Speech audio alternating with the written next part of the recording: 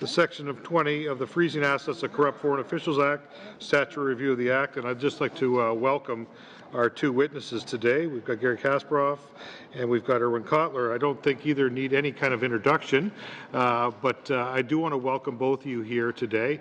I'm going to try and keep the questions as tight as we can so we can get as many individuals in to ask questions. So if I try to be a little tighter on time, I apologize in advance, just so we can get as many rounds in as possible. Why don't we just go right to opening testimony? Mr. Kasparov, if you'd like to start, and then Mr. Kotler, and then we'll go back and forth like we normally do for questions. So, Mr. Kasparov, welcome, and the floor is yours, sir. Mr. Chairman, committee members, I'm grateful for an opportunity to be here today and to speak about the nature, the goals, and the methods of Russian regime of Vladimir Putin. I'm not an outsider or an objective observer of these things.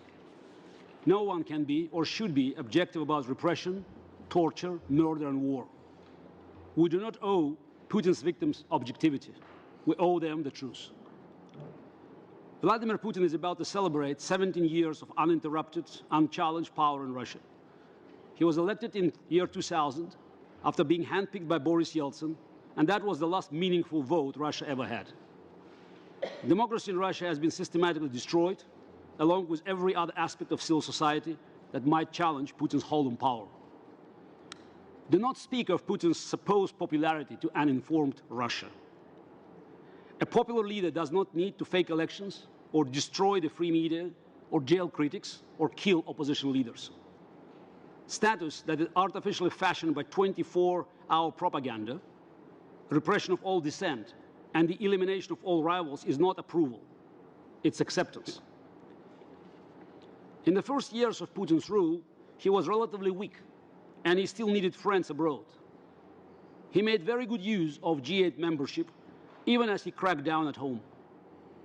How critics like me, like Boris Nemtsov, be right when we said Putin was an authoritarian, when he was welcomed as an equal with open arms and big smiles by the leaders of the free world?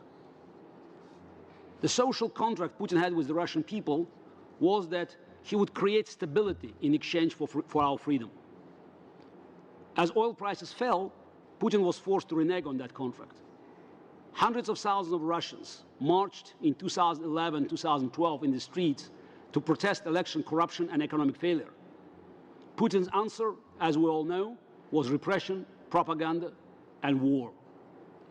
To distract and rally the people, Putin no longer needed friends internationally. He needed enemies, big enemies. Anti-Western, especially anti-American propaganda on Russian television is far more vicious than anything that ever existed in the Soviet Union in my lifetime. This war propaganda was followed by real war, the invasion and annexation of Crimea, first denied by Putin and later proudly confirmed. When the offensive slowed in Ukraine, Putin needed a new target, a new place to look tough: Syria. Putin isn't there for ISIS, Islamic State, of course. He's there to prop up his ally, Bashar Assad, and to produce lots of exciting war footage for Russian television. Putin is very good at finding places where no one with the power to stop him will stand up to him: Georgia, Ukraine, Syria.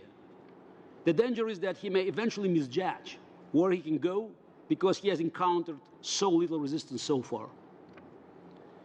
To better guarantee his hold on power, Putin has targeted the only forces he sees as threats: NATO, the European Union, and the United States.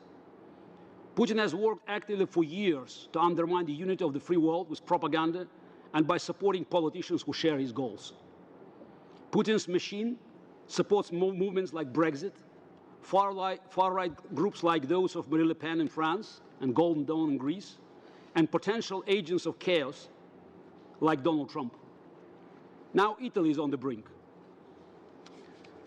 Cyber war, information war, the export of corruption and intimidation. These are weapons Putin uses frequently and effectively.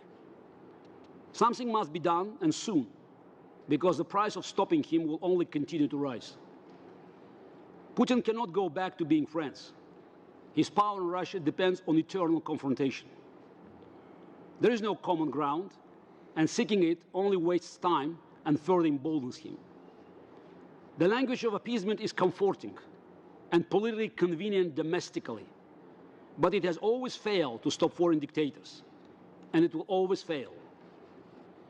To stop Putin, to deter his aggression, you must target the only thing he cares about, his hold on power in Russia.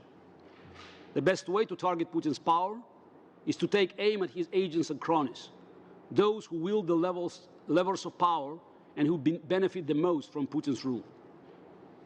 By forcing Putin's elite to choose between him and their comfortable lifestyles abroad, it is still possible to create a split, or at least to deter the worst of his aggressions.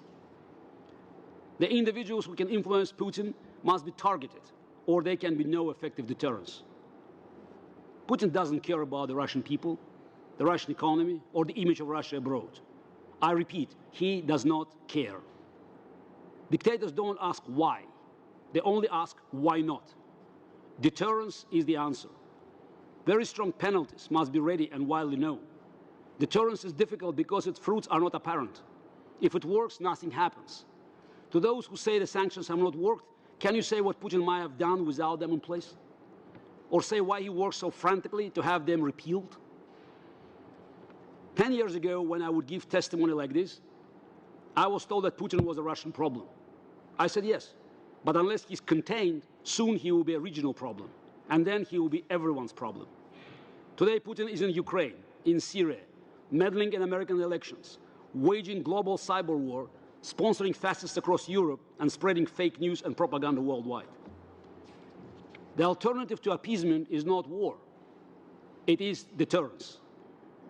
The best way to avoid a conflict is to convince your opponent that he will lose. A Canadian Magnitsky Act will demonstrate the will to stand up in order to prevent more aggression. It will send a message that there are consequences for torture, for murder, and for war. It will be the most effective weapon against Putin's new type of hybrid war of propaganda and intimidation. Make no mistake, there is a war going on whether you want to admit it or not. And it's very easy to lose a war that you refuse to acknowledge even exists. Thank you.